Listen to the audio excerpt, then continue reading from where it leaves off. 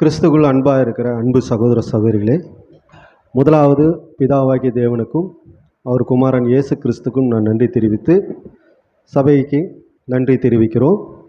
அன்பு சகோதர சகோதரிகளே, இந்த நாளையில் இந்த ஞாயிற்றுக்கிழமை நாம் எல்லாம் ஒன்று கூடியிருக்கிறோம். ஒரே சிந்தையோட ஒரே கவனத்தோடு நாம் பஸ்காவை பற்றி பார்க்கக்கூடிய நாட்கள் இது. இன்றைக்கி அநேக பேரும் பஸ்காவை பற்றி தான் இன்றைக்கி நிறையா பேரும் அதை பார்ப்பாங்க. ஏன் பார்ப்பாங்க அப்படின்னு பார்த்தீங்கன்னா, இயேசு கிறிஸ்து நமக்காக அவர் அடிக்கப்பட்டார் சிலுவையில். அதனால் நாம் என்ன செய்கிறோம், பஸ்காவை பற்றி நாம் பார்க்க போகிறோம். இந்த தலைப்பு ஆதார வசனம் வாசிக்கலாம். ஆதலால் பழைய புளித்த மாவோடே அல்ல, துர்குணம் பொல்லாப்பு என்னும் புளித்த மாவோடும் அல்ல, துப்புரவு உண்மை என்னும் புளிப்பில்லாத அப்பத்தோடே பண்டிகையை ஆசரிக்க கடவோம். ஆம் சகோதரர்களே, இப்போ ஏன் இதை நம்ம பார்க்கணும் அப்படின்னு பார்க்கும்போது, நம்ம பஸ்காவை கடைப்பிடிக்கணுங்களா? நீங்கள் பேசலாம். அதாவது உங்கள் இருதயத்தை ரொம்ப டைட்டாக வைக்க வேணாம், உங்கள் சிந்தனையும் ரொம்ப டைட்டாக இருக்க வேணாம், ஃப்ரீயாக இருக்கலாம். ஏன்னு கேட்டிங்கன்னா, நமக்காக இயேசு கிறிஸ்து இன்னும் கூட பிதாவின் இடத்தில் பரிந்து பேசி கொண்டு இருக்கிறவராக ஒரு ஆசாரியாக இருக்கிறார். நாம் கடந்த காலத்தில் போன வருடங்கள்லாம் நம்ம என்ன பண்ணியிருப்போம், இதே பஸ்காவை நாம் அனுசரிச்சிருக்கிறோம், பாவ மன்னிப்பு கேட்டிருக்கோம். இப்போ நம்ம கடந்து வந்திருக்கிறோம், ஒரு வருஷம் ஆயிடுச்சு. அப்படி இருக்கும்போது நம்ம கண்டிப்பாக நம்ம சிந்தனையிலோ இல்லை நம்ம வார்த்தையிலோ இல்லை நம்ம வேலை செய்கிற இடத்துலையோ நிறையா இடத்துல தவறுகள் நடந்திருக்கும். அதனால் உங்கள் இருதயத்தையோ உங்கள் சிந்தனையோ டைட்டாக வச்சுருந்தீங்கன்னா உங்களுக்கு என்ன ஆகுன்னு கேட்டிங்கன்னா, அந்த லகுவாக மாறாது. இப்போ லகுவாக மாறணுன்னா நீங்கள் ஃப்ரீயாக இருக்கணும். அப்போ இந்த வார்த்தையை எதுக்கு நம்ம கேட்குறோம், பஸ்காவை நாம் அனுசரிக்கணுங்களா? பேசலாம். கண்டிப்பாக பஸ்காவை நாம் ஆசரிக்கணும். ஏன்னு கேட்டிங்கன்னா, எகிப்தில் பழைய ஏற்பாட்டில் கடவுள் என்ன செய்கிறாரு அப்படின்னு பார்க்கும்போது நமக்கு ஒரு விஷயம் தோணணும். நமக்கு எல்லாருக்கும் தெரிஞ்ச விஷயந்தான் யாத்திராகமம். யாத்திராகமத்தில் என்ன பண்ணுறாருன்னு சொல்லி பார்த்தீங்கன்னா, எடுக்கலாம், 12ஆம் அதிகாரம் எடுத்துக்கலாம்.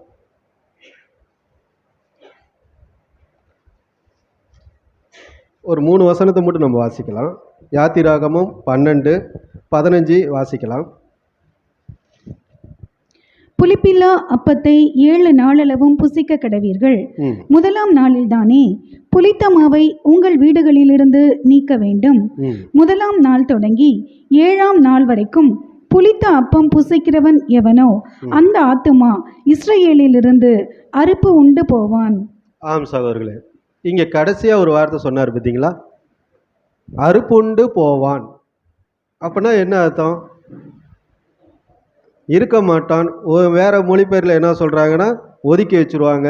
இன்னொரு மொழிபெயர்ப்பில் இறந்துருவாங்க அப்படின்ற ஒரு இதில் இருக்குது. மொழிபெயர்ப்பு மாறி மாறி வரும். இங்கே அறுப்புண்டு போவான் அப்படின்னு சொல்கிறாரு. அப்போ அந்த அப்ப பண்டிகை எதுக்காக கொடுக்குறாரு அப்படின்னா, நம்மளுடைய பாவ மன்னிப்புக்காக இயேசு கிறிஸ்து நமக்காக அவர் என்ன பண்ணியிருக்கிறாருன்னா, ஒரு புதிதாக ஒன்று ஓப்பன் பண்ணியிருக்கிறார். இப்போ பழைய ஏற்பாட்டில் நம்ம அதை படிக்கும் போது அடுத்த வசனம் அதிலே நீங்கள் பார்க்கலாம். முதலாம் நாளில் கொஞ்சம் 13:7 படிக்கலாம். யாத்திராகமும் 13:7. அந்த 7 நாளும் புளிப்பில்லா அப்பம் புசிக்க வேண்டும். புளிப்புள்ள அப்பம் உன்னிடத்திலே காணப்பட வேண்டாம். உன் எல்லைக்குள் எங்கும் புளித்த மாவும் உன்னிடத்தில் காணப்பட வேண்டாம். ஆம் சகோதரர்கள், பாருங்க, உன் வீட்டிலும் இருக்கக்கூடாது, எல்லையிலும் இருக்கக்கூடாது அப்படின்னு ஒரு வார்த்தையை சொல்றாரு. அப்போ எல்லையில் கூட இருக்கக்கூடாது அப்படின்னா, இந்த புளிப்பு நமக்கு வேதத்தில் தெளிவாக சொல்லியிருக்குது, பாவம் அப்படின்னு சொல்லியிருக்குது. இந்த பாவம் என்ன சொல்கிறாருன்னா, அங்கே இஸ்ரவேல் ஜனங்களுக்கு என்ன சொல்லியிருக்காரு, அதாவது நேரடியான அர்த்தத்தில் மாவை பற்றி பேசியிருக்கிறாரு. அந்த மாவை பற்றி பேசும்போது புளிப்பு உன் வீட்டிலையும் இருக்கக்கூடாது, உங்கள் எல்லைகளும் இருக்கக்கூடாது அப்படின்னு சொல்லிட்டாருங்களா. அடுத்த வசனத்தை பாருங்கள். அவர்கள் கரெக்டாக செய்தார்களா இல்லையான்னு பார்க்கலாம். அதே யாத்திராகமம் 12:28 வாசிக்கலாம். இஸ்ரவேல் புத்திரர் போய் அப்படியே செய்தார்கள். கர்த்தர் மோசேக்கும் ஆரோனுக்கும் கட்டளையிட்டபடியே செய்தார்கள். பாருங்க, இஸ்ரவேல் ஜனங்கள் அப்படியே செய்தார்கள் அப்படின்னு எழுதி இருக்குது வேதம். ஆரோனும் மோசேவும் அதை பற்றி கடைப்பிடிச்சிருக்காங்க, செய்திருக்காங்க. அப்போ இந்த இஸ்ரவேல் ஜனங்க எப்படி இருந்தார்கள் நமக்கு நல்லாவே தெரியும். அவங்க அடிமையாக இருந்தார்கள். அந்த அடிமைத்தனத்திலேருந்து மீட்டெடுக்க தேவன் என்ன பண்ணியிருக்காருன்னா ஒரு நாள் கொடுத்துருக்கிறார். அந்த நாளில் என்ன பண்ணிருக்காங்க, விடுதலை பண்ணியிருக்கிறார். அப்படின்னா அவங்க அடிமைனா நமக்கு நல்லாவே தெரியும். ஏன்னா எகிப்தில் அவங்க எப்படி பார்வோன் இடத்துல கஷ்டப்பட்டாங்க, அவங்களுக்கு உணவு கூட கொடுக்காம செங்கலை போய் அருங்கன்றது, வைக்கோல் கொடுக்கறதில்ல, இந்த மாதிரி நிறைய அதை சொல்லிக்கிட்டே இருக்கலாம். அந்த யாத்திராகமும் படிக்கும் போது நமக்கு ஒரு சோக கதைகள் வரும். அப்போ அந்த சோக கதையில் என்னன்னா இவங்களோட குரல் கேட்கப்பட்டது கடவுள் இடத்துல. அப்போ கடவுள் இடத்துல கேட்ட உடனே அவர் என்ன பண்ணுறாரு, இவங்களுக்கு ஒரு விடுதலை கொடுக்குறாரு. அந்த விடுதலை எப்படிப்பட்ட விடுதலைனா பண்டிகை நாளுன்னு சொல்கிறாரு. முதலாவது பண்டிகை அப்படின்னு சொல்லிட்டு தான் கர்த்தருடைய பஸ்கா அப்படின்றாரு. அது நிலைக்காலில் அந்த ரத்தம் பூசுவது, இது எல்லாருக்கும் நமக்கு தெரியும். சங்காரம் தூதன் வருவது, கடைசியில் அங்கே இருக்கிற தலைச்சம்பிள்ளைகள், யாரோட தலைச்சம்பிள்ளைகள், எகிப்தில் இருக்கிற தலைச்சம்பிள்ளைகளை சங்காரம் பண்ணுகிறார். அப்போ ரத்தம் பூசின இடத்துல என்ன ஆகுது, காப்பாற்றப்படுகிறார்கள் அப்படின்னு நமக்கு நன்றாக தெரியும். இது ஏற்கனவே நமக்கு எல்லாருக்கும் ஒரு தெரிஞ்ச விஷயம்தான். ஏன்னு கேட்டிங்கன்னா இன்றைக்கி நம்ம எந்த உலகத்தில் நம்ம வாழ்ந்துட்டு இருக்கோம் அப்படின்னு பார்த்தீங்கன்னா, இன்றைக்கி நாமளும் இங்கே எகிப்தின்ற ஒரு உலகத்தில் வாழ்ந்து கொண்டு இருக்கிறோம். அப்போ அன்றைய காலத்தில் சொல்லர்த்தமாக அந்த மாவை பற்றி அவர் சொன்னார். இந்த மாவு புளிப்பு இருக்கக்கூடாது, ஏன்னா புளிப்பு இருந்தால் அவங்க என்ன ஆவாங்கன்னா அறுப்புண்டு போவாங்க அப்படின்னு நாங்கள் சொல்ல அர்த்தமாக இருந்து. இப்போ நம்ம ஞான அர்த்தமாக இது எங்கே நம்ம பார்க்கலாம், ஞான அர்த்தமாக ஆவிக்குரிய விஷயங்கள். அங்கே மாம்சக்குரிய இஸ்ரவேலர்கள், இங்கே நாம் எப்படி இருக்கிறோம், ஆவிக்குரிய சகோதரர்கள். இங்கே நாம் ஆவிக்குரிய வார்த்தைகளை நாம் எடுக்கணும்னா கண்டிப்பாக வேதத்தை நம்ம ஆராய்ந்து நாம் ஒவ்வொரு நாளும் ஆவிக்குரிய வாழ்க்கை தான் நம்ம வாழ வேண்டும்.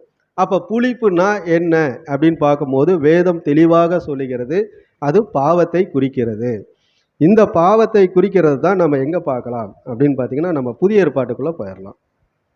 புதிய ஏற்பாட்டில் நம்ம எங்கே பார்க்கலாம் அப்படின்னு பார்த்தீங்கன்னா, மத்தேயு எடுத்துக்க, மத்தேயு 26:6 26 படிங்க. 26. அவர்கள் போஜனம் பண்ணுகையில் இயேசு அப்பத்தை எடுத்து ஆசீர்வதித்து அதை பிட்டு சீஷர்களுக்கு கொடுத்து, நீங்கள் வாங்கி புசியுங்கள், இது என்னுடைய சரீரமாய் இருக்கிறது என்றார். போதும் சிஸ்டர். இங்கே என்ன சொல்கிறாருன்னு கேட்டிங்கன்னா, அங்கே எகிப்தில் ஒரு சொல்லர்த்தமாக மாவை பற்றி பேசினார். இங்கே என்னன்னா அவரோட சரிகளத்தை பற்றி பேசுகிறார். அப்போ இது பிட்டு உங்களுக்காக படிக்கலாம் சிஸ்டர். உங்களுக்காக பின்பு பாத்திரத்தையும் எடுத்து அதை பிட்டு சீஷர்களுக்கு கொடுத்து, நீங்கள் வாங்கி புசியுங்கள், இது என்னுடைய சரீரமாய் இருக்கிறது என்றார். ஆமா, என்னோட சரீரமாக இருக்கிறது. யார்கிட்ட சொல்றாரு, சீசர்கள்கிட்ட. அங்க அடிமையாக இருந்த மக்கள், எகிப்தில் அடிமையாக இருந்த இஸ்ரவேல் ஜனங்களுக்கு ஒரு விஷயத்தை கொடுத்தாரு இல்லைங்களா. இங்க பாருங்க, சீசர்களுக்கு சொல்றாரு. இன்றைக்கு நீங்களும் நானும் எப்படிப்பட்ட அழைப்புக்குள்ளே வந்திருக்கிறோம் நமக்கு எல்லாருக்கும் தெரியும். நம்ம என்ன பண்ணியிருக்கிறோம், சீசராக நம்மளை அழைக்கப்பட்டு இருக்கிறார். எப்படி அப்படின்னு பார்த்தீங்கன்னா, ஃபஸ்ட்டு பார்த்தீங்கன்னா 12 பேர் தேர்வு செய்தார். அதுக்கப்புறம் 70 பேரை தேர்வு செய்தார். அதுக்கப்புறம் என்ன சொன்னார்னா, உலகம் எங்கேயும் போய் இந்த சுவிசேஷத்தை சொல்லுங்கள், அவங்களுக்கு ஞானஸ்தானம் கொடுங்க, பிதா குமாரன் பரிசுத்த ஆவினால அனைவருமே என்ன பண்ணுற சொல்கிறாரு, சீசராக மாற்றுகள். இன்னைக்கு நீங்களும் நானும் வந்திருக்கிறோம் இல்லைங்களா. அப்போ நம்ம எல்லாரும் எப்படிப்பட்ட வாழ்க்கைக்குள்ளே வந்திருக்கிறோம் அப்படின்னா, இங்கே அதை தான் சொல்கிறாரு. சீசர்கள் மத்தியில் அவர் என்ன பண்ணுறாருன்னா, அவர் அப்பத்தை தருகிறார் அப்படின்னா அவரோட சரிகளத்தை தருகிறார். இங்கே நாம் சரிகளத்தை நேரடியாக, அவரோட இயேசுவோட சரிகளத்தை நாம் நேரடியாக பிச்சு சாப்பிட முடியுங்களா அப்படின்னா முடியாது. அப்போ அங்கே நாம் என்னன்னா, எகிப்தில் ஒரு மாவை பற்றி பேசினார் இல்லைங்களா, அதுதான் புளிப்பு இருக்கக்கூடாதுன்னு சொன்னார் இல்லைங்களா. இங்கே அப்பம் இந்த அப்பம் எப்படிப்பட்ட அப்பமாக இருக்குன்னா, புளிப்பில்லாமல் இருக்கிறது. அப்படின்னா இயேசு கிறிஸ்து பாவம் செய்தாருங்களா, இல்லை. அதாவது நம்மளுடைய பாவத்தை தான் அவர் சுமந்தார் ஒழிய அவர் இடத்துல புளிப்பு பாவம் நம்ம பார்க்கவில்லை. அப்போ அவரோட வாழ்க்கை எப்படிப்பட்ட வாழ்க்கையாக இருக்கிறது அப்படின்னு பார்க்கும்போது, அவர் உண்மையாலுமே பிதாவுக்கு ஏற்றது போல அந்த வேலைகள் செய்து அன்றைய ராத்திரியில் அந்த பஸ்காவை என்ன பண்ணுறாருன்னா பிட்டு கொடுக்குறார். அப்படின்னா அந்த அப்பத்தை பிட்டு இது என்னோட சரிகளமாக இருக்கிறது அப்படின்னு சொல்கிறாரு. அப்போ நேரடியாக அவரோட சரிகளத்தை எடுத்துக்க முடியாது. அப்போ என்ன சொல்ல வர்றாரு, அதில் ஒரு ஆழமான விஷயம் என்ன அப்படின்னா, புளிப்பு அப்படின்னா அந்த பாவம் அவர் இடத்துல இல்லை. ஆனால் எகிப்து ஜனங்களுக்கு, அதாவது அந்த ஜனங்களுக்கு, இஸ்ரவேல் ஜனங்கள்கிட்ட புளிப்பு இருக்கக்கூடாதுன்னு சொன்னார். அங்கே மாவை பற்றி பேசினார், இங்கே ஆவிக்குரிய விஷயத்தை பற்றி பேசுகிறார். சரி, நம்ம அடுத்தது பார்க்கலாம். இந்த ஞானார்த்தமாக நம்ம பார்க்கும்போது இப்போ படிக்கலாம், இருங்க ஒரே நிமிஷம். இப்போ இந்த புளிப்பு யார் யார் அப்படின்னு பார்க்கும்போது ஒரு 5 டிப்ஸ் கொடுத்துருக்கிறாரு. அந்த 5 பார்த்தீங்கன்னா லூக்கா 12:1, அப்புறம் மார்க்கு 16:6, அதுக்கப்புறம் கலாத்தியர் 5:7-9, அதுக்கப்புறம் கொரிந்தியர் 5:1-71. இந்த 5 டிப்ஸ் அப்படியே படிங்க சிஸ்டர். இங்கே ஸ்லைட்டில் இருக்குது பாருங்கள்.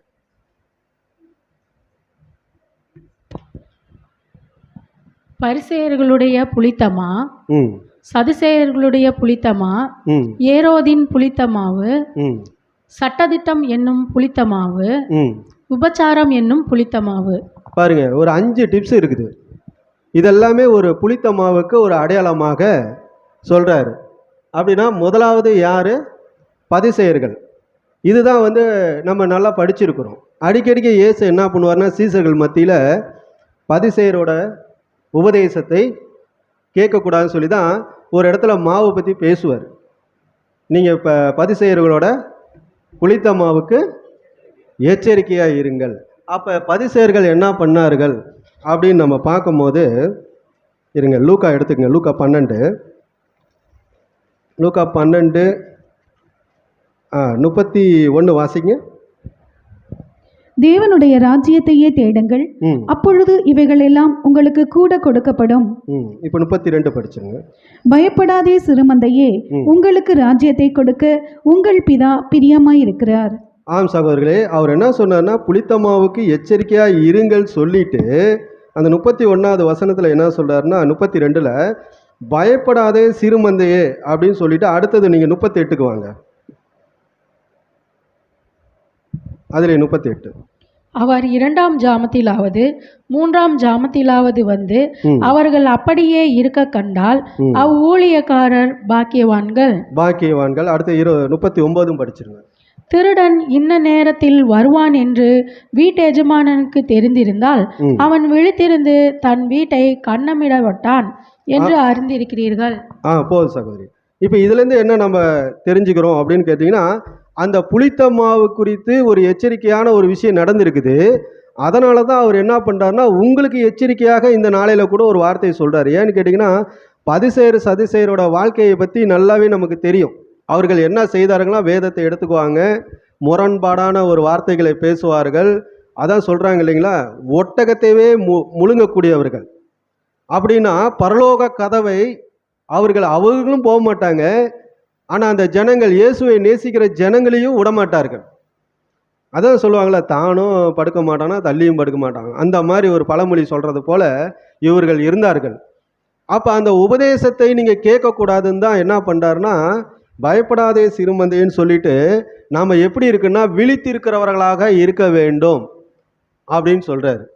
ஏன் அதை சொல்கிறாருன்னா, எகிப்தில் எப்படி சொன்னார் பார்த்தீங்களா, நீங்கள் விடியறதுக்குள்ளே புசிக்கணும் அப்படின்னாங்க. அவங்க தூங்கினாங்களா? அந்த ஆடை என்ன பண்ணாங்க, அறுத்து நிலைக்காலில் பூசின உடனே என்ன பண்ணியிருப்பாங்கன்னா, ஆயத்தம் பண்ணியிருப்பாங்க ரெடியாக.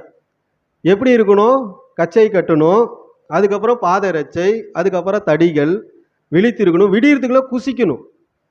நீங்கள் கடந்து செல்ல போகிறீங்க. அதை தான் இங்கேயே நமக்கு என்ன ஒரு எச்சரிக்கையாக கொடுக்குறாரு இந்த நாளையில் பார்த்தீங்கன்னா, நீங்கள் விழித்திருக்கணும். அந்த 39ல் என்ன சொல்கிறாரு, அவர் எந்த நேரத்தில் வருவாருன்னு நமக்கு தெரியாது. அங்கே எகிப்து ஜனங்கள் இருக்கும்போது சங்கரான் தூதன் எந்த நேரத்தில் வருவான்னு தெரியாது. ஏதோ சொல்லியிருக்காருங்களா, விடியறதுக்குள்ள குசின்னு தான் சொன்னார். அந்த சங்காரன் தூதன் என்ன ஆனது, தலைச்சம்பளைங்களாம் இறந்தது. ஆனால் இங்கே நமக்கு ஒரு எச்சரிக்கை, எந்த நாளையில் எந்த நேரத்தில் நான் வரமாட்டேன்னு தெரியாது. உங்களுக்கு தெரியாது, இதாக்கு மட்டும்தான் தெரியும். அப்படி இருக்கும்போது சகோதர சகோதரிகளே, நம்மளோட வாழ்க்கையில் நாம் எப்படி எச்சரிக்கையாக இருக்கிறோமா, விழித்து இருக்கிறோமா? ஏன்னு கேட்டிங்கன்னா, நம்ம பஸ்காவை ஆசரிக்க போகிறோம். அந்த பண்டிகையை நாமளும் இங்கே நம்ம அனுசரிக்க போகிறோம். அப்படி இருக்கும்போது இந்த வார்த்தை நமக்கு ஒரு எச்சரிக்கையாக இருக்கிறது இல்லைங்களா? அடுத்தது அதிலே பார்த்தீங்கன்னா சதிசெயர்கள். மத்தேயு 16 எடுத்துக்கங்க.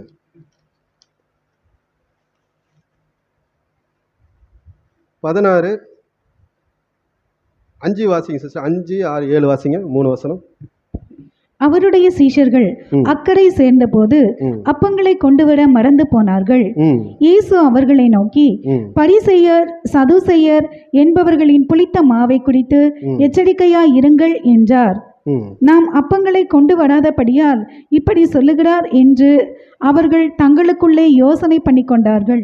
பாருங்க, தங்களுக்குள்ளே யோசனை பண்றாங்க. அதாவது அவர் என்ன சொல்ல வர்றாருன்னு அவங்களுக்கு புரியல. அங்க அவர் தெளிவா பேசுறாரு, ஆனா சீசர்களுக்கு புரியல. அதே போலதான் நம் வாழ்க்கையில இன்றைக்கு நாம சீசராக அழைத்து கொண்டு இருக்கிற நாமளும் ஒரு சில நேரத்தில் புரிந்துக்கவே முடியல. ஏன்னா வேதம் வாசிக்கிறோம், சகோதரர்களோடு ஒற்றுமையாக இருக்கிறோம், அன்போடு இருக்கிறோம்னு சொல்லி உள்ளுக்குள்ள என்ன நடக்குதுன்னா ஒரு பிரிவினை நடந்து கொண்டு இருக்கிறது. இவர்கள் போல நாமளும் புரியாம இந்த காலத்திலையும் நாம் என்ன பண்ணி கொண்டு இருக்கிறோம்னா வாழ்ந்து கொண்டு இருக்கிறோம்.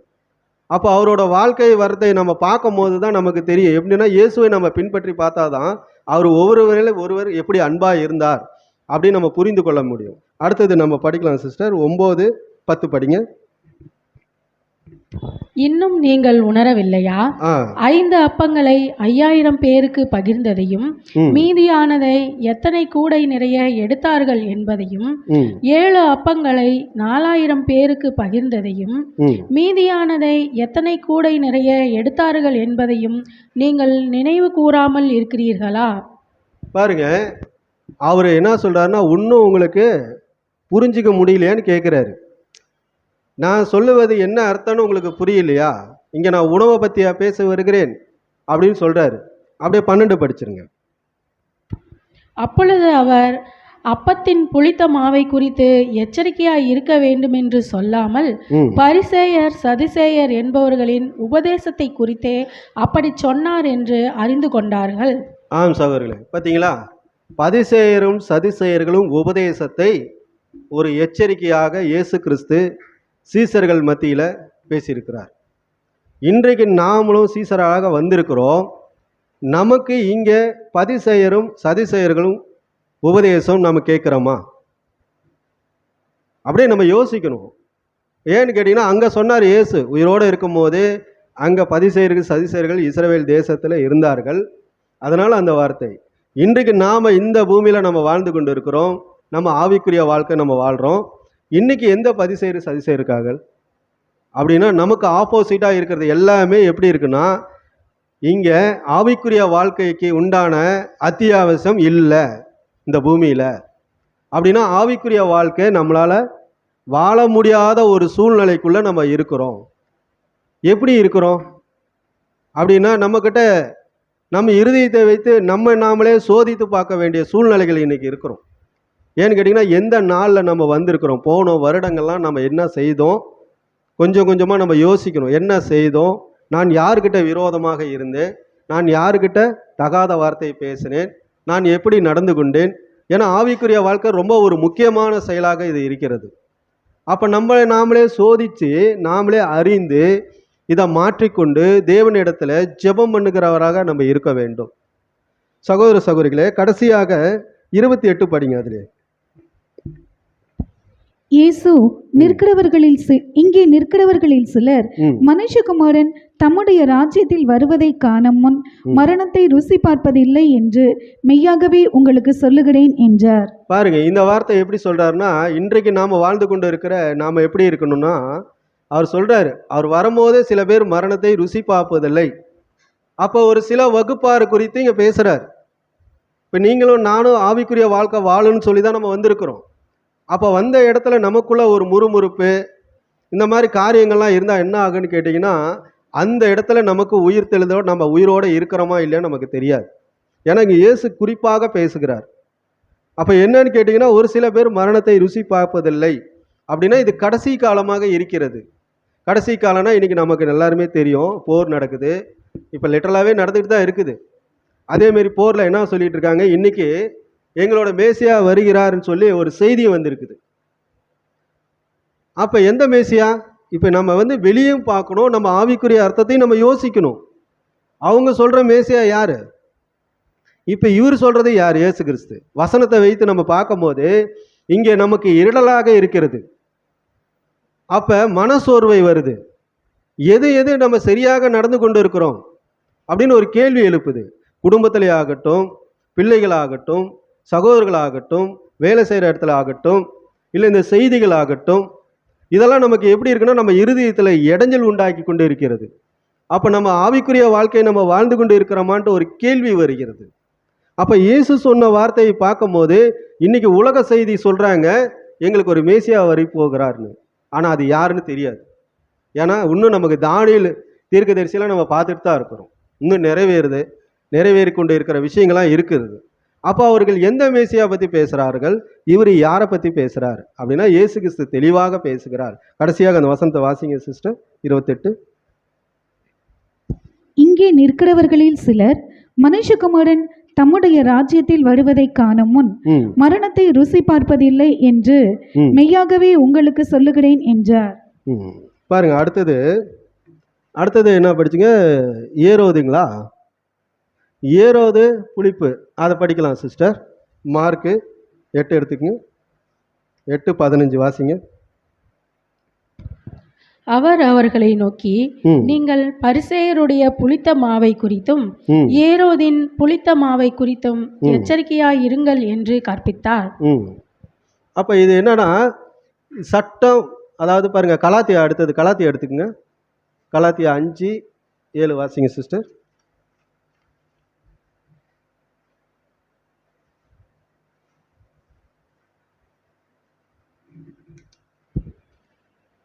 நீங்கள் நன்றாய் ஓடினீர்கள், சத்தியத்துக்கு கீழ்ப்படியாமல் போக உங்களுக்கு தடை செய்தவன் யார்? பாருங்க, நீங்க நன்றாக ஓடினீர்கள், சத்தியத்திலே தடை பண்ணவர்கள் யார்? இது ஒரு கேள்வியா தானே இருக்குதுங்க. நமக்கு நல்லா தானே நம்ம போயிட்டு இருந்தோம் ஆவிக்குரிய வாழ்க்கை. அப்ப தடை பண்ணது யாரு? வேற யாரோ கைப்பிடிச்சு இழுத்து பிரதர் நீங்க போகாதேன்னு ஏதோ சொல்லியிருக்காங்களா? கிடையாது. அப்ப தடை பண்ணவர் யார்? அடுத்தது 9 படிங்க. 8 படிச்சிருங்க. இந்த போதனை உங்களை அழைத்தவரால் உண்டானது அல்ல. புளிப்புள்ள கொஞ்சம் மாவானது பிசைந்த மாவு அனைத்தையும் உப்ப பண்ணும். பாருங்க, இங்க 8வது வசனத்துல சொல்லிட்டாரு. இங்க என்னதுன்னா கொஞ்சமானது அப்படின்னு பேசுறாரு இல்லைங்களா? உங்களை யாரும் கை பிடிச்சலாம் நிறுத்தல ஆவிக்குரிய வாழ்க்கையில. எங்க அந்த 7ஆம் வசனத்துல சொல்லுது, நீங்க நன்றாக ஓடினீர்கள் அப்படின்னு சொன்னாரு. அப்போ ஓடலை நம்ம. 8ல் என்ன சொல்றாரு? கொஞ்சம் அப்படின்னா ஒரு கொஞ்சம் மாவு என்ன ஆகுதுன்னா அனைத்து மாவும் புளிக்க வைக்குது அப்படின்னு இங்க பேசப்படுது இந்த வசனம். அப்ப நம்ம நல்லா புரிஞ்சுக்கணும், ஏற்கனவே ஒரு விஷயங்கள் எப்பயோ நம்ம இருதயத்துக்குள்ள யாரோ ஒரு செய்யற தவறோ இல்லை நம்ம சகோதரர்களோ இல்லை ஏதோ ஒன்று செஞ்சிருந்தாருன்னா அது எப்பயோ 1 மாசத்துக்கு 2 மாசத்துக்குன்னு செஞ்சிருப்பாங்க. அது என்ன ஆகுதுன்னா அதுதான் கொஞ்சமானது. அது நாளடைவில் என்ன ஆகுதுன்னு கேட்டிங்கன்னா உப்ப பண்ணுது, பெருசாக ஒரு புளிப்பு ஏற்படுது. அப்போ பெருசாக ஒரு பாவமாக மாறுது. அதுதான் இங்கே மென்ஷன் பண்ணுறாரு. அப்படின்னா அந்த கொஞ்சம் எங்கேருந்து அது ஸ்டார்ட் ஆனிச்சு? இப்போ ஒரு விஷயம் சொல்லுவாங்கள்ல, சாவி தொலைஞ்சி போச்சுன்னா எங்கே தொலைஞ்சுதோ அங்கே தேடுனா தான் கிடைக்கும். எங்கேயோ போட்டுட்டு, அதாவது இங்கே நான் இக்னிஷியாவில் போட்டு என் வீட்டில் போய் தேடினா கிடைக்குமா? கிடைக்காது. அப்போ அந்த ஏதோ ஒரு டைமில் ஏதோ ஒரு மாதத்தில் நம்ம சகோதரர்களோ சகோதரிகளோ இல்லை நம்ம குடும்பத்தாரோ இல்லை தாயோ இல்லை மனைவியோ இல்லை பிள்ளைகளோ நம்மளை சார்ந்து வாழும் போது எங்கேயோ ஒரு சின்ன விஷயம் நடந்திருக்கும். அதை மனசில் வச்சு வச்சு வச்சு வச்சு வச்சு நம்ம என்ன பண்ணுவோம்னா அங்கே ஒரு பெரிய புளிப்பை உண்டாக்கிறோம். அடுத்தது 9 படிச்சிடும். 9 படி. புளிப்புள்ள கொஞ்சம் மாவானது பிசைந்த மாவனைத்தையும் உப்ப பண்ணும். ஆமாங்க. அப்ப எல்லா மாவையும் அது உப்ப பண்ணும். நமக்கு நன்றாக தெரியும். அப்பம் என்றது யாரை சொன்னோம்? இயேசு கிறிஸ்து. இயேசு கிறிஸ்து சரிகளை எப்படி இருந்துச்சுன்னு கேட்டிங்கன்னா அது புளிப்பு இல்லாமல் பாவம் இல்லாமல் இருந்தது. நாம பாவியா இருக்க நமக்கு கொடுத்தாரு. அப்ப இங்க நமக்கு அந்த அப்பம் என்ன சொல்லுகிறதுனா நம்மளும் இது ஒரு அப்பம் தான், அந்த சரிகளும். அப்ப இது என்ன பண்ணணும்? ஆவிக்குரிய அர்த்தத்தில் ஞான அர்த்தமாக இந்த கொஞ்சமாக இருக்கிற விஷயத்தை நம்ம என்ன பண்ணிட்டோம்? பெருசாக்கி நம்ம முழுவதும் நம்மளை ஒரு கெட்டவனாக உருவாக்கிட்டோம், நாமளே. அதுதான் இங்க சொல்ல வருது. யாரும் உங்களை கைப்பிடிச்சல, நிறுத்தல. யாரும் எந்த குறையும் சொல்லலை. ஆனால் என்ன ஆச்சுன்னா நாமளே என்ன பண்ணிட்டோம், சோதிக்காமல் ஆராய்ச்சி பண்ணாமல் நாமளே சரி பண்ணாமல் நோயை பெருசாக்கிட்டோம். இந்த புளிப்பு உங்களுக்கு நல்லாவே தெரியும். புளிப்பு மாவு புளிக்க வைக்க என்ன பண்ணுவாங்கன்னா, ஃபஸ்ட்டு மாவு ஆட்டுவாங்க, தோசை ஊற்றுவாங்க, ஆனால் வராது. அது புளிப்பு வரணும். புளிப்பு வந்தால் தான் மாவு நல்லா தோசை வரும், இட்லி வரும், நல்லா சுவையாக இருக்கும். ஆனால் நம்மளோட வாழ்க்கையில் பார்த்தீங்கன்னா இந்த புளிப்பு பாவம் இருக்கு இல்லைங்களா, ஃபஸ்ட்டு அது என்ன பண்ணுன்னா சுத்தமாக இருந்திருக்கும். அது கொஞ்சமாக இருக்குள்ள ஒருத்தர் சாதகமாக பேசும்போது ஆமாம் அந்த பிரதர் தப்பு செஞ்சார், அது கொஞ்சம் இனிமையாக இருக்கிற மாதிரி தான் இருக்கும். ஆனால் போக போக அதே அதிகமான புளிப்புள்ள மாவை நீங்கள் சுட்டு சாப்பிட்டு பாருங்கள், அது என்ன பண்ணும், திகட்டும், உள்ளே போய் என்ன பண்ணும், நோயை உண்டாக்கிரும். இப்போ 2 நாள் 3 நாள் ஆயிடுச்சுன்னு வச்சுக்கோங்க, அந்த மாவு நீங்கள் தோசை ஊற்றி சாப்பிட்டு பாருங்களேன், என்ன ஆகுன்னு, ஃபுட் பாய்சன் ஆயிரும். ஓகே தானுங்களா, அதுதானுங்களா பிரதர், ஃபுட் பாய்சன் ஆயிரும். அதை தான் இங்கே சொல்கிறாரு. அப்போ ஃபுட் பாய்சன் ஆயிடுச்சுன்னா என்ன ஆகும், வாந்தி வேதி எல்லாம் வந்துடும். அப்போ உடம்பு முழுவதும் கெட்டு போயிடும். அதை தான் சொல்கிறாரு, உங்களுடைய சரீரத்தை நீங்கள் சுத்தப்படுத்தணும். உங்களோட எண்ணம், உங்களுக்கு கூட உள்ளான எண்ணத்தை அவர் என்ன சொல்கிறாருன்னா, அந்த பாவமான எண்ணத்தை எடுத்து போடுங்க. ஏன்னா நம்ம போன வருடம் இந்த பஸ்காவை நம்ம பார்த்தோம். அப்போ இந்த வருஷம் நமக்காக இவர் என்ன பண்ணுறாருன்னா பிக்கப்படுகிறார். அப்போ நாம் என்ன பண்ணோம், மீண்டும் எகிப்தில் எப்படி அவங்க கடந்து போனார்கள் அப்படின்னு பார்க்கும்போது நம்மளும் கடந்து போகணும் இல்லையா ஆவிக்குரிய வாழ்க்கையில். அப்படி இருக்கும் போது நாம் எப்படின்னா அந்த புளிப்பு இருக்கக்கூடாது, அதை எடுத்து போட்டு மீண்டுமாக நம்ம சகோதரர்களோட ஒற்றுமையாக இருந்து நாம் ஒருவர் காலை ஒருவர் கழுவி நாமளும் அந்த அப்பத்தில் நம்ம கை வைத்து பங்கெடுக்கிறவர்களாக இருக்கணும். அன்பு சகோதரர்களே, அடுத்தது கலாத்தியர் படிச்சிட்டிங்களா, அதிலே நீங்கள் 22 படிங்க சிஸ்டர். கலாத்தியர் 5:22. ஆவியின் கனியும் அன்பு, சந்தோஷம், சமாதானம், நீடிய பொறுமை, தயவு, நற்குணம், விசுவாசம். பாருங்க, அப்ப ஆவியின் கனி எப்படி இருக்கணும் அப்படின்னு சொல்லி அதுக்கு கீழே ஒரு மென்ஷன் தராரு. அதுக்கப்புறம் 23 சாந்தம், இச்சையடக்கம், இப்படிப்பட்டவைகளுக்கு விரோதமான பிரமாணம் ஒன்றுமில்லை. ஆமா, இப்படிப்பட்ட பிரமாணம் ஒன்றுமில்லை. அடுத்தது நீங்க 23 படிச்சு 24 படிச்சுங்க சிஸ்டர். கிறிஸ்துவின் உடையவர்கள் தங்கள் மாம்சத்தையும் அதன் ஆசை இச்சைகளையும் சிலுவையில் அறைந்திருக்கிறார்கள். பாருங்க, நாம கிறிஸ்துவை ஏற்றுக்கொண்டவர் ஒவ்வொருவருமே ஏற்கனவே சிலுவையில் அடைச்சாச்சு. இப்ப அடைச்சவர்கள் என்ன பண்றோம், மீண்டுமாக வேற அந்த புளிப்பை எடுத்துக்க கூடாது அப்படின்னு நமக்கு ஒரு எச்சரிக்கையாக கடவுள் என்ன பண்றாருன்னா, இந்த வாரத்துல நமக்கு ஒவ்வொரு வார்த்தையும் அது தேவனுடைய வார்த்தை எப்படி இருக்குன்னா ஒவ்வொரு நாளும் புதுப்பிக்கிறதாக இருக்கிறது. அப்போ பவுல் அங்கே சொன்னது போல் இங்கே நாம் இந்த வசனத்தை எடுத்துக்கொள்ளலாம்.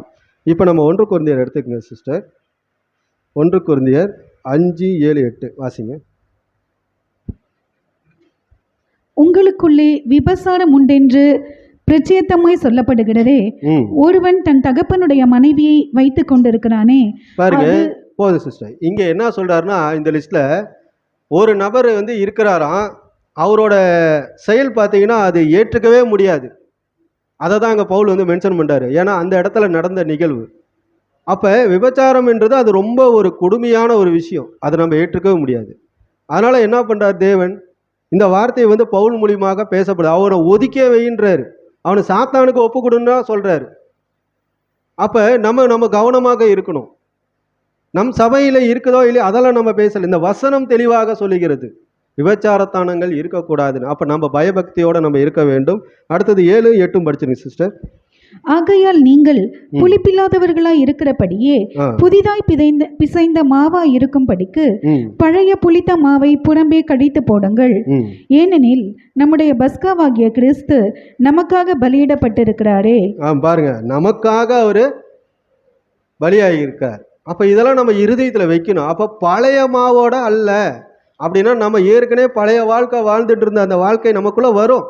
ஏன்னா மாம்சத்துக்குள்ள அது வந்து கொண்டே தான் இருக்கும். நாம் புதிய வாழ்க்கை வாழணும்னா இந்த வரப்போகிற பஸ்காவை 31ஆம் தேதி நம்ம அனுசரிக்க போகிறோம். அப்படி இருக்கும் போது நாம் என்ன பண்ணணும்னா புதிதாக பிசைந்த மாவாக இருக்கணும். 8வது படிங்க சிஸ்டர். ஆதலால் பழைய புளித்த மாவோடே அல்ல, துர்குணம் பொல்லாப்பு என்னும் புளித்த மாவோடும் அல்ல, துப்புரவு உண்மை என்னும் புளிப்பில்லாத அப்பத்தோடே பண்டிகையை ஆசரிக்க கடவோம். ஆம் சிஸ்டர். பார்த்தீங்களா? அப்போ வந்து நம்மளோட வாழ்க்கை எப்படி இருக்குன்னா, சுத்தமான ஒரு வாழ்க்கையை பற்றி அவர் பேசுகிறார். நீங்கள் வந்து ஆவிக்குரிய வாழ்க்கையை தான் இப்போ நம்ம சிந்திக்கணும். நம்ம மாம்சக்குரிய வாழ்க்கை வேண்டாம். ஏன்னு கேட்டிங்கன்னா, மாம்சம் ஒன்றுத்துக்கும் உதவாதுன்னு சொல்லிட்டார் ஏற்கனவே. ஆவி தான் உயிர்ப்பிக்கும்.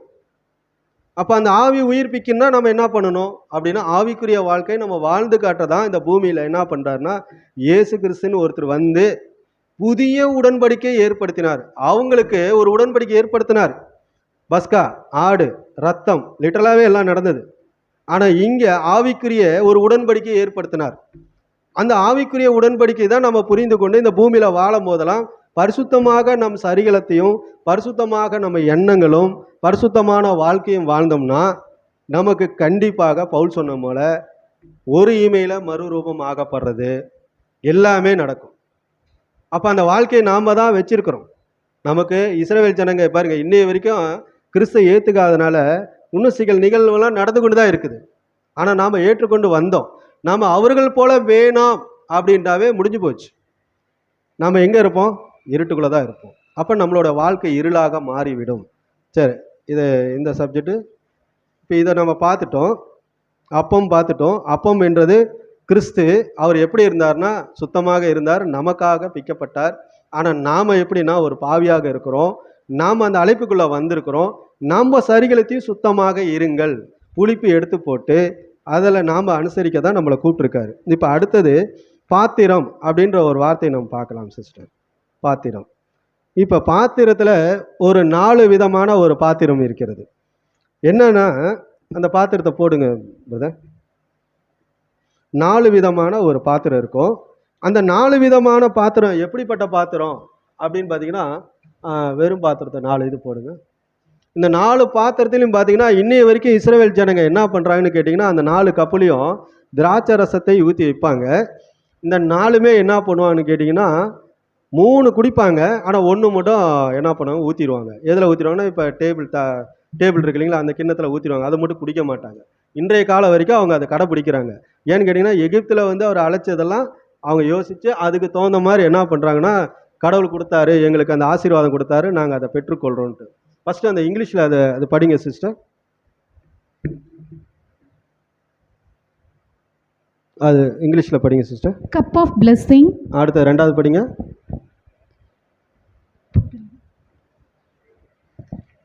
Cup of wrath.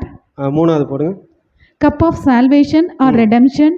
4வது கப் ஆஃப் கிங்டம். இதே தமிழில் இருக்கும் பாருங்க சிஸ்டர், அது போடுங்க. பாருங்க, ஆசீர்வாதத்தின் பாத்திரம். ஆசீர்வாதத்தின் பாத்திரம் அப்படின்னு சொல்றாரு. 2வது பாருங்க, உக்கிரத்தின் அல்லது கோபத்தின் பாத்திரம். இது வந்து கோபத்தின் பாத்திரம். இது உக்கரம் அப்படின்னா, இந்த உக்கரத்தின் பாத்திரத்தை தான் அவர்கள் எடுத்துக்க மாட்டாங்க. யாரு? இன்னைக்கு இருக்கிற இஸ்ரவேல்கள். அடுத்தது மாத்துங்க. இந்த உக்கரத்தின் தான் என்ன பண்றாருன்னா, இயேசு கிறிஸ்து நமக்காக அதை ஏற்றுக்கொண்டார் சிலுவையில். அடுத்தது மாத்துங்க. ரட்சிப்பின் பாத்திரம். இது வந்து ரட்சிப்பின் பாத்திரம். அடுத்தது மாத்துங்க. ராஜ்யத்தின் பாத்திரம். இது வந்து ராஜ்யத்தின் பாத்திரம். இந்த 4 விதமான பாத்திரம் வந்து அவங்க யூஸ் பண்றாங்க. ஆனா இது வந்து நாமளும் ஆவிக்குரிய விஷயத்தை நம்ம சிந்திக்கணும். அவங்க வந்து நேரடியாக லிட்டலாக இன்னைய வரைக்கும் அந்த 4 கப்பில் ஊற்றி பஸ்காவையும் கீரை இதெல்லாம் வச்சு நினைவு கூர்ந்து அதை பண்ணிட்டு இருக்காங்க. ஆனால் இதில் தான் நாம் என்ன பண்ணணும்னா, ஆவிக்குரிய விஷயத்தில் நமக்கு என்ன பாடங்கள் அப்படின்னு பார்க்கும்போது, இப்போ இந்த ஆசீர்வாதம், ரட்சிப்பு, அப்புறம் ராஜ்யத்தின் பாத்திரம், அப்புறம் துன்பத்தின் பாத்திரம், இதெல்லாம் பார்த்தோம் இல்லைங்களா? நாம் எந்த பாத்திரத்தில் பானம் பண்ணுகிறோம்? ஆசீர்வாதங்கள். எப்படி நமக்கு ஆசீர்வாதம் பாடே படலை, நம்ம பங்காளியாக ஆகலை, எப்படி நமக்கு ஆசீர்வாதம் கிடைச்சிருக்கும்? ஏன்னா நம்ம யோசிக்கணும். இந்த 4 பாத்திரமும் இருக்குது. இதில் வந்து நம்ம எப்படி ஆழமாக யோசிக்கணும்? ஆவிக்குரிய விஷயத்தில் நம்ம நல்லா யோசிக்கணும். அவங்க 4 கடைப்பிடிக்கிறாங்க, அவங்களுக்கு அந்த விடுதலை பயணம் கிடைச்சிது. அதனால் அந்த 4ல் எங்களுக்கு துன்பம் வேண்டான்னு சொல்லி ஒதுக்கிட்டாங்க. மீதி 3மே அவங்க ஃபாலோ பண்ணுறாங்க. ஆனால் இங்கே நமக்கு இதில் ஆவிக்குரிய அர்த்தம் என்னன்னு பார்த்தீங்கன்னா, அந்த துன்பம்னு வருது பார்த்தீங்களா? இயேசு கிறிஸ்து ஏற்றுக்கிட்டாரு இல்லைங்களா? நமக்காக அவர் ஏற்றுக்கிட்டாரு, நமக்காக புதிய உடன்படிக்கை பண்ணார் இல்லைங்களா? இப்போ அந்த பாத்திரத்தை தான் நம்ம இப்போ பானம் பண்ணுறோம். எப்படிங்க பிரதர்? அவர் தான் துன்பத்தை ஏற்றுக்கிட்டாரு அப்படின்னா, அப்போ பவுல் பேசுறது, பேதுரு பேசுறதுலாம் உங்களுக்கு நல்லா ஞாபகம் வரணுமே. இப்போ பங்காளின்றாரு. பங்காளினா என்ன அர்த்தம்? உடன் பங்காளினா என்ன அர்த்தம்? அவரோட பாடுகள் பட்டால் ஆளுகைக்குள்ள வருவீங்க. இதுதான் சிம்பிள் கொஸ்டின். ஏன்னா அந்த பாத்திரத்தில் வச்சிருக்கிறாரு. அதனால தான் நம்மளை எப்படிப்பட்டவர்? அழைக்கப்பட்டார். அதனால தான் அந்த புளிப்பு உங்கள் இடத்துல இருக்கக்கூடாது. இப்போ புரியுதுங்களா? ஏன்னா புளிப்பு இருந்தால் அந்த பாடுகளுக்குள்ள நம்மளால போக முடியாது. அந்த துன்பத்தின் பாத்திரம் இருக்கு இல்லைங்களா, அது உங்களால் கையாள முடியாது. அது கண்டிப்பாக ஒதுக்கி வச்சிரும். புளிப்பு இருந்துச்சுன்னு வச்சுங்களேன், கண்டிப்பாக நம்மளை அந்த இடத்துக்கு கொண்டு போய் சேர்த்தாது. அதனால தான் இயேசு கிறிஸ்து இது புதிய உடன்படிக்கைன்னு சொல்றாரு. நீங்கள் இஸ்ரவேல்கிட்ட நம்ம போக வேணாம், ஏன்னா அவங்களுக்கு கொடுத்தது அது முடிஞ்சிருச்சு. இப்போ ஆவிக்குரியவர்களுக்கு இன்னும் முடியல. இப்போ நம்ம அந்த துன்பத்தின் பாத்திரத்தில் தான் இப்போ நம்ம பானம் பண்ணுகிறோம் ஒவ்வொருவருமே. அதனால தான் அவர் என்ன சொல்றாரு, நீங்கள் உடன் பங்காளியாக இருக்கிறார். அப்படின்னா நம்ம எல்லா இடத்துலையும் பங்கெடுத்துக்கிறோம். இயேசு கிறிஸ்துவோட பாடுகளை நாமளும் கூட சேர்ந்து இப்போ சரிகலம். இப்போ அவர் தலையாக இருக்கார் இல்லைங்களா, கிறிஸ்து தலை, இது சரிகலம். அப்போ தலையும் வந்து பாடுபட்டுருக்குன்னா அப்போ சரிகலமும் அதுக்கு உட்பட்டு தானே வரணும், அது கூடயே தானே வரணும். அதைத்தான் அங்கே என்ன சொல்கிறாருன்னா, நீங்கள் எதில் பானம் பண்ணுகிறோம் அப்படின்னா அந்த துன்பத்தின் பாத்திரத்தில் அவரோட சேர்ந்து நாமளும் இப்போ செஞ்சிட்ருக்கோம். அதன் வழியாகத்தான் ஒரு ஆசீர்வாதம் இப்போ படிச்சிங்களே, அந்த ஆசீர்வாதம். அதுக்கப்புறம் தான் ரட்சிப்பு. இப்போ நமக்கு ரட்சிப்பு இல்லையா? இருக்குதுங்க. நம்ம ரட்சிப்பு இருக்கனால தான் இவ்வளோ நேரம் வந்திருக்கிறோம். இப்பயும் நமக்கு ரட்சிப்பு. அதுக்கப்புறம் தான் இன்னொன்று சொன்னாருங்க, ராஜ்யம். இந்த ராஜ்யம் எங்கே வரும் படிக்கலாங்களா? ஒரே விஷயம்.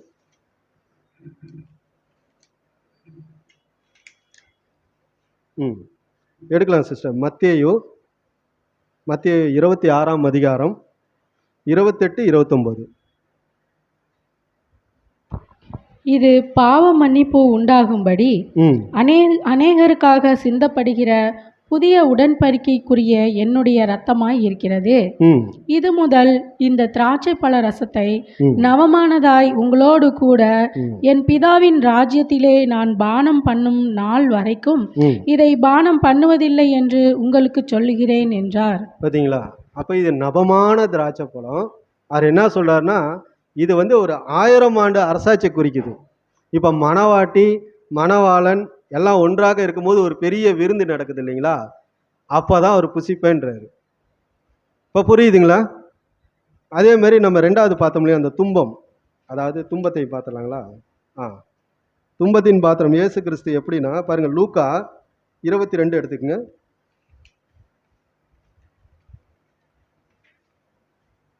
22ஆம் அதிகாரம் 42. பிதாவே, உமக்கு சித்தமானால் இந்த பாத்திரம் என்னை விட்டு நீங்கும்படி செய்யும். ஆயினும் என்னுடைய சித்தத்தின்படி அல்ல, உம்முடைய சித்தத்தின்படியே ஆக கடவுது என்று ஜெபம் பண்ணினார். ஆமா, ஆகிலும் உம்முடைய சித்தத்தின்படியே ஆக கடவுது அப்படின்னு சொல்றாரு. அப்பனா நாமளும் என்ன பண்ணணும்னா, ஒவ்வொரு நாளும் இவர் எப்படி ஜெபம் பண்ணி அவர் எப்படி அந்த அந்த விஷயத்தை, அந்த பஸ்காவை அவர் அனுசரித்தாரோ, நாமளும் நம்மளுடைய வாழ்க்கையில் வாழும் போதெல்லாம் நமக்கு பாடுகள் உண்டு. அதனால தான் நம்மளை அழைக்கப்பட்டிருக்காரு. நம்ம அழைக்கப்பட்ட ஒவ்வொருவர்களும் இந்த பாடுகளை மறந்துடாதீங்க. இப்போ ஒரு வேலைக்கு போகிறீங்கன்னா அந்த வேலை வந்து ஈஸியான வேலையாக தருவாங்க.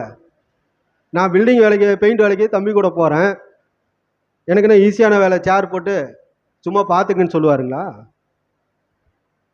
அந்த மாதிரி நினச்சிங்க. நீங்கள் ஒரு டைலர் வேலைக்கு போகிறீங்க, துணி வெட்டாமல் தைக்க முடியுங்களா? இல்லை காலு மிதிச்சா வலிக்கும் அப்படின்ட்டு உக்காந்துட்டு இருப்போமா? இந்த மாதிரி நிறைய நீங்கள் யோசிக்கணும்.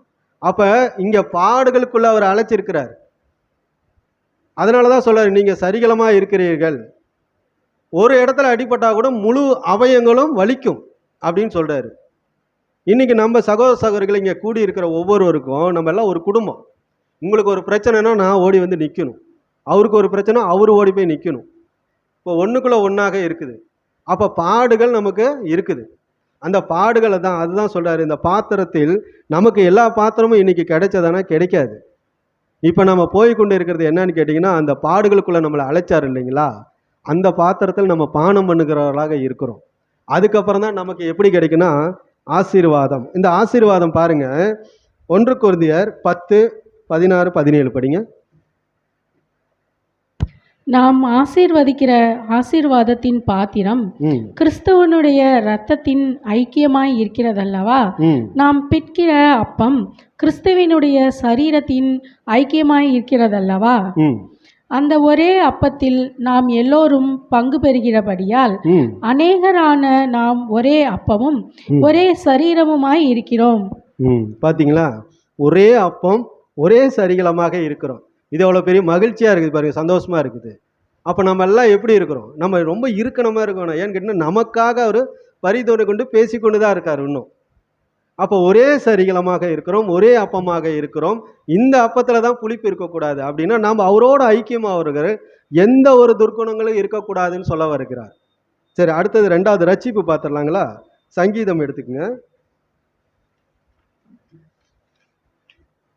சங்கீதம் 116:13.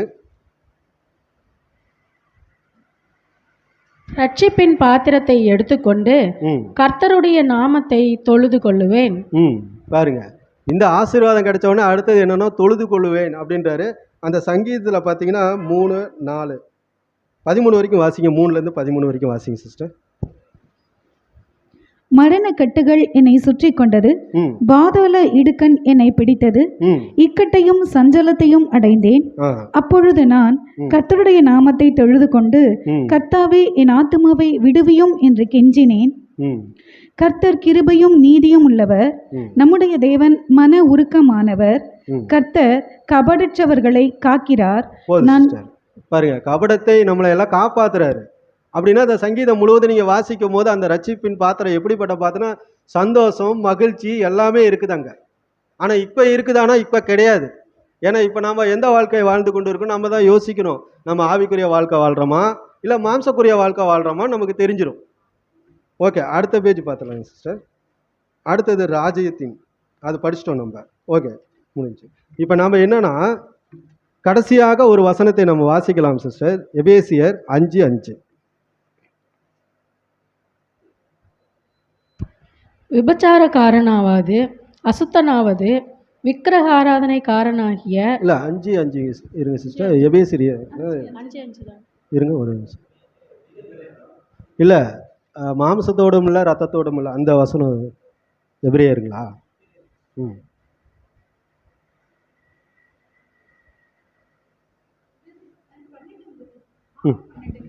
சரி. ஏனெனில் மாம்சத்தோடும் இரத்தத்தோடும் அல்ல, துரைத்தனங்களோடும் அதிகாரங்களோடும் இப்பிரபஞ்சத்தின் அந்தகார லோகாதிபதிகளோடும் வான மண்டலங்களில் உள்ள பொல்லாத ஆவிகளின் சேனைகளோடும் நமக்கு போராட்டம் உண்டு. ஆமாங்க, பாருங்க இங்க தெளிவா சொல்லிட்டாரு. நம்ம மாம்சத்தோட அல்ல. ஏன்னா நம்ம எப்படிப்பட்ட வாழ்க்கைன்னா மாம்சத்தை தான் வாழ்றோம். ஆனா நமக்குள்ள என்ன இருக்குது அப்படின்னு கேட்டிங்கன்னா பரிசுத்த ஆவி இருக்குது. அந்த பரிசுத்த ஆவி எப்படி இருக்குது அப்படின்னு பார்த்தீங்கன்னா இயேசு கிறிஸ்து கூட நமக்கு நல்லா சொல்லியிருக்காரு. உயிர் தெழுந்த ஒன்று நான் போனாதான் உங்களுக்கு தேற்றவாளன் வருவார், அவர் சகலத்தையும் உங்களை வழி நடத்துவார்னு சொன்னார் இல்லைங்களா? இப்போ அந்த பரிசுத்த ஆவி தான் நமக்குள்ளே இருக்குது. ஆனால் நம்ம மாம்சமும் பரிசுத்தமும் ஒன்றா வச்சு மிக்ஸ் பண்ணிங்கன்னா கண்டிப்பாக உங்களுக்கு இடைஞ்சலாக தான் இருக்கும். நம்மளோட ஆவிக்குரிய வாழ்க்கையை நம்ம சிந்தித்து கொண்டு எப்பொழுதும் நடந்து செல்ல வேண்டும். அதுதான் பவுல் சொல்கிறாரு, உங்களுக்கு மாம்சத்தோடு ரத்தத்தோடு போராட்டம் அல்ல. அப்போ யாரோட போராட்டம்?